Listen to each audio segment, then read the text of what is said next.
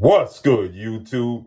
It's your boy, Blue Blood Sports TV, and I'm back at y'all with another one. So the OG Jay Prince, who is the manager to first ballot Hall of Famer, 4-division champion, Olympic silver medalist, should have been Olympic gold medalist because he beat Robisi Ramirez. He was robbed in the Olympics. First ballot Hall of Famer, unified super featherweight, and reigning WBO junior welterweight world champion. That's a key point to what I'm about to talk about. Reigning WBO 140-pound world champion, SHAKUR Stevenson, top 5 pound for pound best fighters in the world. 25 wins, no loss, no draw. 11 wins by way of knockout. Father, trainer, and manager, CEO of DHP, Devin Haney Promotions, Bill Haney, who is the trainer, obviously, and the manager of his son, another first ballot Hall of Famer, another top 5 pound for pound best fighter in the world, another undefeated multi-division, 3-division world champion, former undisputed lightweight, former WBC junior welterweight, and reigning WBO welterweight world champion superstar boxer Devin the Dream Haney, who has 33 wins, no loss, no draw, 15 wins by way of knockout. So Bill was on Wallow and Gilly, $1 Million Game. Wallow calls Jay Prince. They start talking about SHAKUR versus Devin. We heard the rumors and the reports that that Devin and SHAKUR were in conversations with Zoo for boxing. And SHAKUR disputed it. So Wallow calls Jay Prince, who's SHAKUR manager. And Jay Prince, he states that SHAKUR needs more time. He says that SHAKUR is a 135-pounder. Moving up 12 pounds would be detrimental to him. But they are willing to move up 8 pounds. They will move to 144. And that's one thing you see.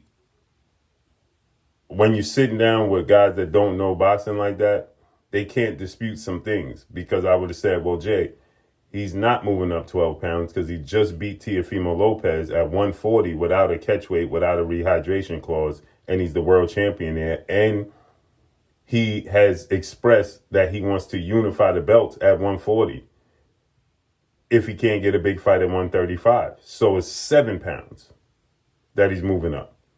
If you're willing to move up 8 pounds from 135, why can't you move up 7 pounds from 140 to 147? But I digress. And he says that it's a great fight, Jay Prince says, but he says that SHAKUR has to get bigger and stronger. Bill makes it clear, and Bill tells Jay Prince, you told me once you go up, you never go back down. Another key point. Put a pin in that bulletin. And Jay Prince agreed. Yeah, you're right. And so Bill states, we ain't going to 144. When y'all ready to come to 147, we'll shake. What's interesting is that Jay Prince is of the mindset, once you go up, you don't go down. SHAKUR already went up to 140. Why would he go back down to 135? Right? Nonetheless, as I stated before, and then Jay Prince goes on, I'm going to play the clip, and he says, well, you do damage at 147, and we're going to rule these weight classes underneath. Sitting back rooting for Bill and Devin from, yes, sir. The beginning. You know what I mean? Because he know yes, sir. We go back. So yes, sir. I know that they're going to come, and I know that time going to come, but I never really wanted to rush it because I wanted to see them do as well as they doing. Yes, sir. You know what I mean? This is something I always wanted, and I know when that fight happened, you know what I mean, at the right time, it's gonna be beneficial for us all. So yes, sir. We ain't in no rush like y'all ain't in no rush, and if yes, sir. it happened at that 44 or whatever, then we got to get bigger. We got to get strong. You my brother, man. You don't listen. Everything else, you know what I mean. You've already said more than enough. You know what I mean. What's understood don't need no more understanding. You know. I hear you.